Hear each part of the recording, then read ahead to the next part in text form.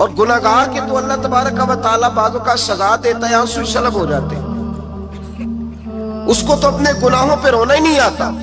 वो तो रोता है बच्चा ना हो तब रोता है, वो तो रोता है पैसे ना हो तब रोता है, वो तो उस वक्त रोता है जब उसका माल चला जाए। उसको तो बाज़ों का, गुनाहगार को तो बाज़ों का सजा मिलती। अल्लाह फरमाते तो दुनिया के लिए रोएगा, मेरे लिए नहीं रो सकता। और जो रब करीम के बंदे होते हैं उन्हें अल्लाह कहता है तो दुनिया से बेनियाज है, तेरी आंख से आंसू जब भी टपके या मेरे लिए टपकना चाहिए या मोहम्मद मुस्तफा के लिए टपकना चाहिए। आप अगर इस बात को थोड़ा सा गौर के साथ समझे तो तमाम औलिया सुलहात किया ये रो रहे हैं, तड़प रहे हैं। क्या क्या इसकी वजह थी? नमाजें कम रह गई थी, रोजों में कमी थी, फराइज अदा नहीं करते थे कि रोया करते थे? क्यों रोते थे? हजरत सैयदना उमर फारूक रदी अल्लाह ताला अन्हु के बारे में सहाबा कहते हैं, जनाब उमर फारूक जब नमाज पढ़ाते इतना रोया करते थे कि 7वीं सफ तक उनके रोने की आवाज जाया करती, 7वीं सफ तक उनके रोने की आवाज जाती। हम लोग बन के बैठ गए हैं, हम लोग बन के बैठ गए, हम ये समझते नहीं कि हमारी हैसियत क्या थी और रब करीम ने हमें नवाजा क्या है। आप पढ़िए किताबें, मेरे रसूल पाक सल्लल्लाहु अलैहि वसल्लम फरमाते हैं मेरा उमर जिस गली से गुजरे शैतान रास्ता बदल जाता है। नबी पाक फरमाते हैं मेरा उमर जब तक दुनिया में रहेगा दोज़ख को ताला लगा रहेगा। उस साहिब उस्दुल गाबा ने लिखा है नबी पाक सल्लल्लाहु अलैहि वसल्लम ने हजरत जिब्रील अमीन को बुलाया, फरमाया चल मेरे उमर की शान बयान कर। तो हजरत जिब्रील अमीन अलैहिस्सलातु वस्सलाम अर्ज करने लगे या रसूल अल्लाह सल्लल्लाहु अलैहि वसल्लम 950 साल अगर अल्लाह मुझे उम्र दे, 950 साल रब उम्र दे और फिर भी मैं उमर फारूक के फजाइल बयान करूं तो मैं नहीं कर सकता, उमर की शान मैं नहीं बयान कर सकता। 950 साल भी अगर मेरी उम्र हो। नबी पाक ने फरमाया फिर मेरे अबू बकर के बारे में, अर्ज की या रसूल अल्लाह अबू बकर की तो बात उससे बहुत आगे की है ना। वो नबी पाक कितनी अजमत बयान कर रहे हैं, किस कदर ज्यादा रसूल करीम सल्लल्लाहु ताला अलैहि वसल्लम उनकी अजमत बयान करते हैं। हजरत उमर क्या कहते हैं, वो लोगों को बताते फिरते हैं कि तुमने देखा है ना मेरी कितनी अजमत है। वो ये नहीं कहते, हुजूर फरमाते हैं उमर की बड़ी शान, बड़ी शान, बड़ी शान। और उमर के पास जब भी कोई जाता है कहते उमर आपका क्या मकाम है? तो उमर फरमाते मैं तो ऊंट चराने वाले का बेटा हूँ, मैं तो ऊंट चराने वाले का बेटा हूँ, मैं तो ऊंट चराया करता था, मैं तो 10 ऊंट नहीं संभाल सकता। हजरत फारूक आजम रदी अल्लाह ताला अन्हु से को पूछते जनाब उमर आपका क्या हाल है? तो आप फरमाते ये तो मेरे मुकद्दर है कि मेरी बहन ने कुरान सुनाया तो मैं दरे रसूल तक पहुंच गया, वरना मुझे पूछने वाला कोई ना होता। कभी जनाब अली मुर्तजा का बाजू पकड़ के कहते हैं अली तू ना होता तो उमर हलाक हो जाता। भाई हुजूर शाने बयान करते हैं। नबी पाक कहते हैं मेरे अबू बकर ने एहसानात किए, बड़े एहसानात किए, मैंने सबका बदला चुका दिया, अबू बकर का नहीं चुकाया। अल्लाह की बारगाह में अर्ज करूंगा या अल्लाह तू ही इसे बदले दे। और जनाब अबू बकर सिद्दीक से कोई पूछता है अबू बकर आपका क्या हाल है? तो अबू बकर सिद्दीक फरमाते हैं मुझसे मेरे अंदर का आलम ना पूछो, अगर कयामत के दिन ऐलान हुआ ना कि सारे लोग बख्शे गए एक बाकी बचा है तो मुझे डर लगता है अकेला अबू बकर ही बच जाएगा जो नहीं बख्शा जाएगा, मुझे डर आता है। तो भाई बन के बैठ गए लोग, लोगों को पूछ करके देखें, कहते हैं क्या पाप किया है, क्या हो गया है? खशियत से कांपती हुई रूहें, तड़पते हुए मेरे रसूल पाक के गुलाम, औलिया अल्लाह सूफिया किराम के रोंगटे खड़े हैं रब करीम के खौफ से। जो जितना मालिक को जानता है उतना कांप रहा है, उतना डर रहा है। जिसकी आंखों से आंसू खुश्क है मतलब ये है ये रब को जानता ही नहीं, इसे क्या खबर उसका जलाल कितना है, इसे क्या खबर उसका अजाब कितना है, तू क्या जाने। इन्ना बत्श रब्बिका लशदीद, जब वो पकड़ता है तो बड़ा सख्त पकड़ता है। हजरत उस्मान गनी को 3 दफा मेरे नबी पाक ने फरमाया जन्नती है, जन्नती है। अल उस्मान फिल जन्ना, अल उस्मान फिल जन्ना, अल उस्मान फिल जन्ना। 3 दफा हुजूर ने जन्नत की बिशारत दी। मेरे मुस्तफा करीम ने फरमाया मेरा उस्मान गली से गुजरे तो फरिश्ते भी इसकी हया करते हैं। जनाब उस्मान गनी जिनको मेरे नबी ने 2 बेटियां दे के कहा उस्मान मेरी 100 बेटी भी होती, एक के बाद दूसरी इंतकाल करती जाती तो मैं सारी तेरे निकाह में दे देता। वही हजरत उस्मान गनी कब्र पे खड़े हैं हुजूर के विसाल के बाद, एक कब्र पे खड़े, आंखों से आंसू जारी है, दाढ़ी सारी आंसुओं से भर गई है, रोते ही जाते हैं, रोते ही जाते हैं। गुलाम कहता उस्मान यार रोना हमें चाहिए, रोना हमें चाहिए जिनको कोई बिशारत नहीं, और आपको तो 3 बिशारतें, रोते क्यों हो?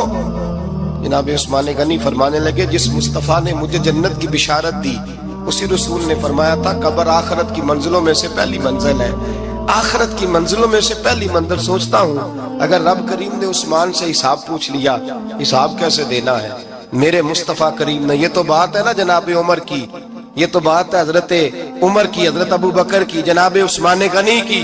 اور جس شیر خدا کے بارے میں نبی پاک نے فرمایا علی منی وانا من علی، فرمایا علی اور میں دو نہیں، میں علی ہوں اور علی میں ہے۔ جن کو فرمایا من کنت مولا فہذا علی مولا، جس کا میں مولا اس کا علی بھی، اس کا علی بھی، جس مولا علی شیر خدا کو یہ درجہ دیا۔ ولی المرتضی اٹھے ہیں، نماز کا وضو کیا ہے، مصلی کی جانب جانے لگے تو جناب علی کا وجود تھر تھر کانپنے لگا، تھر تھر چھم چھم آنسو برسنے لگے۔ حضرت سیدنا امام حسن آگے بڑھے، ابا جی کیا ہوا؟ فرمایا حسن ڈر رہا ہوں، مالک کی بارگاہ میں جا رہا ہوں، کہیں رب علی کو دھتکار ہی نہ دے، کہیں مالک علی سے حساب ہی نہ پوچھ لے، کہیں اللہ تبارک و تعالیٰ ناراضگی کی نظر سے نہ دیکھے۔ او بھائی ہم لوگ اتنے دلیر، اتنے تگڑے، اتنے سیاہ، اتنے عقل مند، اتنے گناہوں کے پیچھے پہاڑ ہیں، لیکن مجال ہے کوئی ایک قطرہ وہ آنسو جو ہم نے سنبھال کے رکھے ہیں دنیا داری پہ بہانے کے لیے۔ کبھی اپنا حساب کر، کبھی سوچ۔ روز شکوہ کرتا ہے، کہتا ہے میرے پاس پیسے نہیں، گاڑی نہیں، کار نہیں، کوٹھی نہیں، سرمایہ نہیں۔ کبھی سوچ جو کچھ ہے اگر رب کریم میرے اور آپ کے اعمال دیکھے تو ہماری حیثیت ہے کہ وہ سارا کچھ ہمیں دیا جاتا، ہماری اوقات تھی کہ وہ ہمیں دیا جاتا جو اس نے دیا ہے۔ ٹٹول کے دیکھیں، عمر گزر گئی شکوے کرتے، ذرا پلٹ کے دیکھیں، اگر ہمارے گناہ اور ہماری نیکیاں اکٹھی کی جائیں تو ہم جزا والے نہیں سزا والے نکلتے ہیں معاذ اللہ۔ محمود غزنوی بڑا پیار کرتے تھے ایاز کے ساتھ، بڑا پیار کرتے تھے، نوازا کرتے تھے، روز کوئی نہ کوئی تحفہ ملتا تھا ایاز کو۔ کچھ حسد کرنے والوں نے کہا محمود تو اسے تحفے دیتا ہے اور یہ جنگل میں اسلحہ اکٹھا کر رہا ہے، یہ تیرے خلاف علیحدہ سے فوج تیار کر رہا ہے، کچھ وقت آئے گا یہ تجھے چھوڑ کے علیحدہ سے بادشاہی کا دعویٰ کر دے گا۔ محمود غزنوی کہنے لگے یہ کس طرح کی بات؟ کہا تمہیں پتہ ہے کہ ایاز عصر سے لے کر عشاء تک کہاں رہتا ہے؟ محمود کہنے لگے یار واقعی میں نے کبھی پوچھا تو نہیں۔ شک کا بیج بو دیا، شک کا بیج بو دیا۔ محمود غزنوی کہنے لگے اچھا آج میں پیچھا کروں گا، تفتیش کروں گا، تحقیق کروں گا کہاں جاتا ہے، تحقیق کروں گا۔ محمود غزنوی نکلے پیچھا کرنے۔ عصر کے بعد ایاز نے جنگل کا رخ کیا، محمود بھی پیچھے پیچھے ہو لیے۔ کہتے ہیں جنگل کے بیچ جا کے ایک جھونپڑی آئی، اس جھونپڑی کے اندر ایاز گئے، دروازہ کھولا، اندر چلے گئے۔ مجھے بڑا غصہ تھا کہ ہر بات مجھے بتاتا ہے، یہ کیوں نہیں بتائی؟ جب ایاز اندر گئے تو میں نے زور زور سے دروازہ کھٹکھٹایا غصے کے ساتھ۔ ایاز نے دروازہ کھولا، باہر آئے، میں نے کہا پیچھے ہٹ۔ ایاز پیچھے ہٹے تو میں اندر چلا گیا۔ محمود کہتے ہیں جب میں اندر گیا تو میں نے اس جھونپڑی میں ایک پرانا کرتا لٹکا ہوا دیکھا، ایک ٹوٹے ہوئے جوتے پڑے ہوئے دیکھے، ایک چھوٹا سا ڈنڈا دیکھا، ایک مٹکا، ایک پیالہ دیکھا۔ میں نے ساری تلاشی لی تو چند ٹوٹی پھوٹی پرانی چیزیں۔ میں نے کہا یاز یہ کیا ہے؟ تو کہتے ہیں یاز کہنے لگا بادشاہ ٹٹول کے دیکھ لے، یہی کچھ ہے جو تو نے دیکھا۔ میں نے کہا یہ ہے کیا؟ کہتے ہیں یاز پیروں میں بیٹھ گیا، تڑپ کے رونے لگا، کہنے لگا بادشاہ یہ میری اوقات ہے، یہ میری اوقات ہے، یہ میری اوقات ہے، یہ میری اوقات ہے۔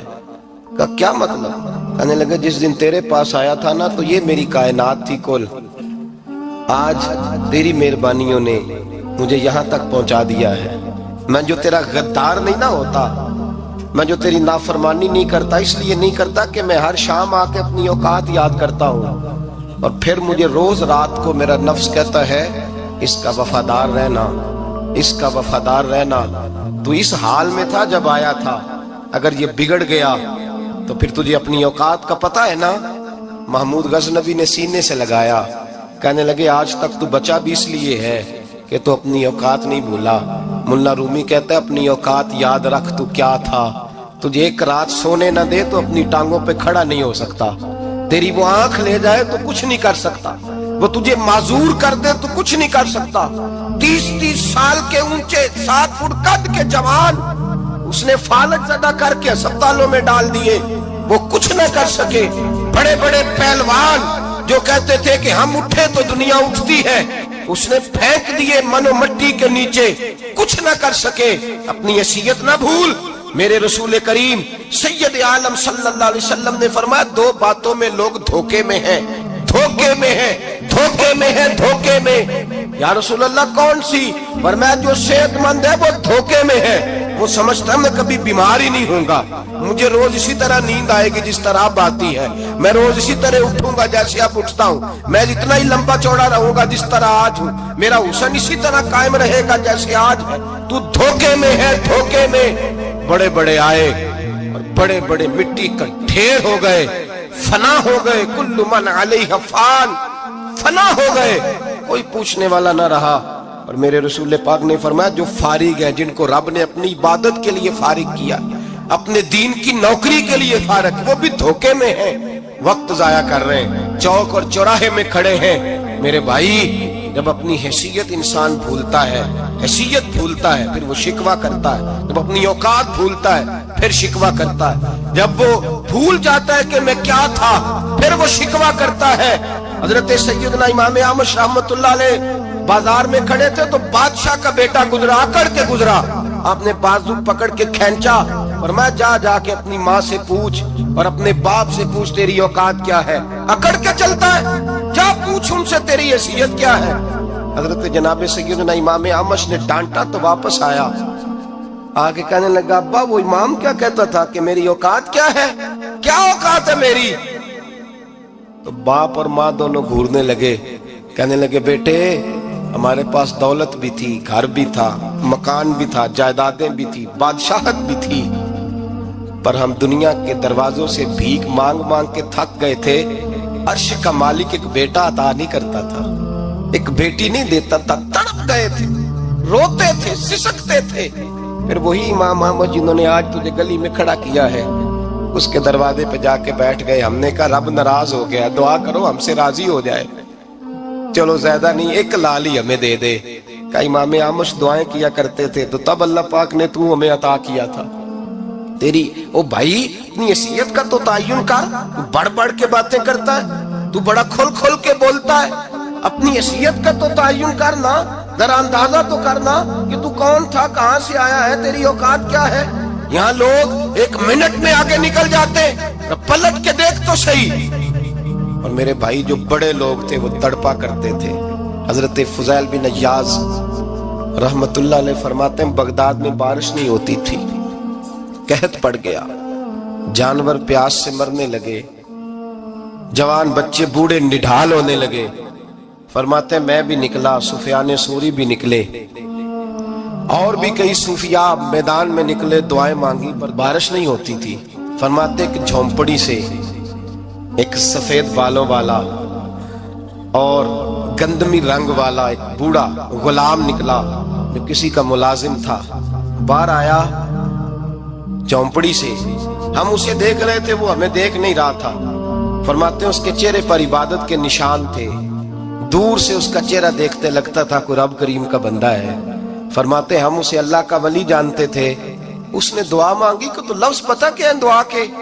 ہاتھ اٹھا کے کہنے لگا مولا مجھے پتا ہے یہ جو بارش نہیں نہ ہو رہی ہے میری وجہ سے نہیں ہو رہی، میرے گناہوں کی بڑی لمبی فہرست ہے، بڑی لمبی لائن ہے۔ کہنے لگا اے اللہ میری اکیلے کی وجہ سے سارے بغداد کو سزا تو نہ دے، رب کریم جوان بھوکے، بچے بھوکے، مائیں ترس گئیں، بچے ترس گئے، جانور پانی کے قطرے، اللہ گناہ تو میرے اکیلے کے ہیں اور ان سب کو سزا کیوں دیتا ہے؟ نہ میری سزا سب کو تو نہ دے، میری سزا صرف مجھے دے، ان کو نہ دے۔ کہتے ہیں ابھی اس کے ہاتھ اٹھے ہوئے تھے، دعا بول رہا تھا، رب کریم نے فوراً بارش عطا فرما دی۔ فرماتے کھل کے بارش برسی۔ میں نے لوگوں سے پوچھا پتہ کرو کس کا غلام ہے، کہا فلاں آدمی کا۔ حضرت فضیل بن عیاض کہتے ہیں میں شام کو گھر چلا گیا، اس کے آقا سے بات کی، خرید لیا۔ میں جب اس کو خرید کے لایا گلی میں جا رہے تھے تو مجھے کھڑا کر کے کہنے لگا فضیل میں نکما سا آدمی ہوں، بال بھی سفید ہے، مجھ سے تو زیادہ کام ہی نہیں ہوتا، کیوں تو نے پیسے خرچ کیے؟ میں اس قابل ہی نہیں تھا، کیوں خریدا؟ تو حضرت فضیل ابن عیاض کہتے ہیں میں نے اس کو کہا کل جو تو نے دعا مانگی تھی تو نہیں دیکھ رہا تھا، ہم دیکھ رہے تھے، تو مقبول ہے رب کریم کی بارگاہ کا، تجھے اس لیے خرید کے لایا ہوں، تو مقبول ہے۔ کہتے ہیں یہ لفظ سنے تو ٹھہر گئے، وہ کہنے لگے اچھا آقا مجھے 5 منٹ کا وقت ملے گا؟ میں نے کہا ہاں ہاں ضرور ملے گا۔ کہتے ہیں انہوں نے وہیں نماز کی نیت باندھ لی، 2 رکعتیں پڑھی اور 2 رکعتیں پڑھ کے ہاتھ اٹھائے، کہنے لگے مولا تیرا اور میرا راز تھا، تو نے راز کیوں کھولا؟ اللہ مسترنا بسترک الجمیل، یا اللہ تیرے پاس پیارے پیارے پردے ہیں، ایک پردہ مجھے عطا کر دے، مجھے اپنا رکھ، مجھے لوگوں کے سامنے میرے پردے نہ کھول۔ آپ فرماتے ہیں یہ کہہ کہ وہ زمین پہ بیٹھے کلمہ شہادت پڑھا، ان کی روح پرواز کر گئی۔ میرے بھائی جو زیادہ پرہیزگار تھے، تو بڑے رب کریم کے بندے تھے، ان کے تو آنسو خشک ہی نہیں ہوتے، وہ تو تڑپا کرتے، صبح شامیں ان کی روح کے گزرتے تھے، اور رب کریم کی ناراضگی سے ڈرتے تھے۔ وہ کہتے تھے مالک کہیں ناراض نہ ہو جائے، کہیں بگڑ نہ جائے۔ میرے رسول کریم صلی اللہ علیہ وسلم کے صحابی کہتے ہیں ایک جنگ سے خوشخبری آئی، تو جو خوشخبری لانے والے تھے وہ حضرت عمر فاروق رضی اللہ تعالیٰ عنہ کے پاس پہنچے خوشخبری دینے۔ حضرت عمر رضی اللہ تعالیٰ عنہ کھڑے تھے، صحابی نے آ کے کہا عمر مبارک ہو۔ جناب عمر کچھ لوگوں سے گفتگو کر رہے تھے، بات چیت جاری تھی، کہا مبارک ہو، فتح ہو گئی۔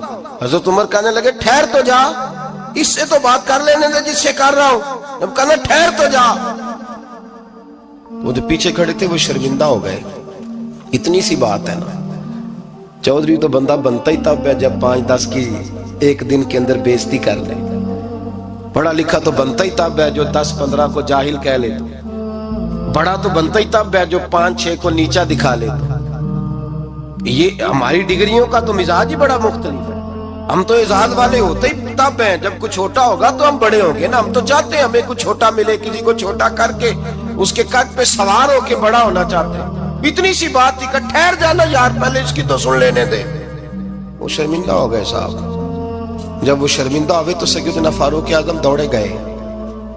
صحابہ کہتے ہیں گارا تھا، کیچڑ تھا، اس گارے میں سر رکھا، سجدہ کرنے لگے، اٹھے، کہنے لگے مولا اپنے عمر سے ناراض نہ ہو جانا، یہ کل تک اونٹ چرایا کرتا تھا، آج تیری مخلوق کو شرمندہ کرنے لگ گیا ہے، یہ اپنی حیثیت ہی بھول گیا، اسے خبر ہی نہیں کہ یہ کیا تھا، یہ آج تیری مخلوق کو شرمندہ کرتا ہے، اللہ اپنے عمر سے ناراض نہ ہو جانا۔ وہ شخص کہتے ہیں پیچھے آ کے کھڑا رو رہا ہوں۔ میں نے کہا عمر کیا کر رہے ہو؟ فرمایا نہیں یار میں نے تجھے شرمندہ کیا ہے، یہ میں بھول گیا تھا کہ میں کیا ہوں۔ بھائی اپنی حیثیت کا تعین کریں، آؤ آج اپنی حیثیت کا تعین کریں، دیکھیں ہم کہاں تھے کہاں بیٹھے، پلٹ کے دیکھیں کیا تھے ہم کیا ہیں، راتیں کہاں